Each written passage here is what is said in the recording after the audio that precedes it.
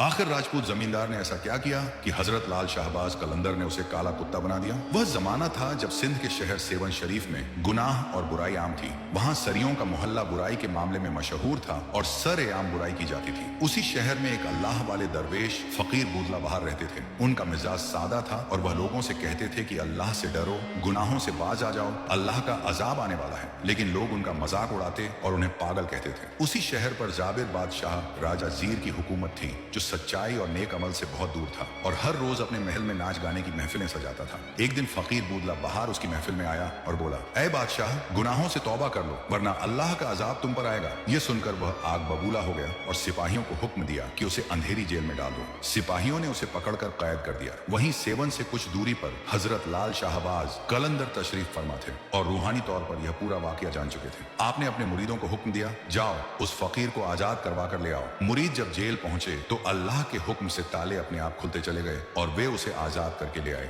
यह खबर आग की तरह पूरे शहर में फैल गई और सरियों मोहल्ले की औरतें डर के मारे मोहल्ला छोड़कर भाग निकली।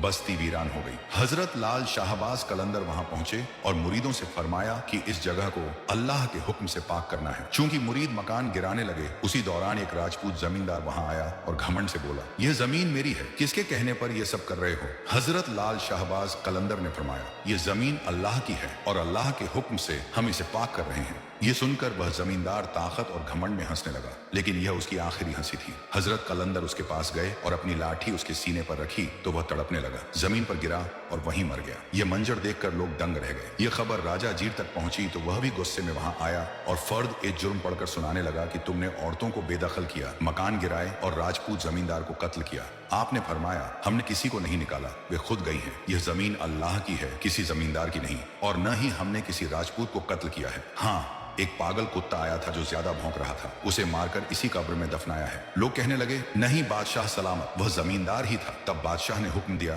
कि कब्र खोली जाए। अगर उसमें से जमींदार की लाश निकली तो सबको फांसी दी जाएगी। जैसे ही कब्र खोली गई तो उसमें से एक कुत्ते की लाश निकली।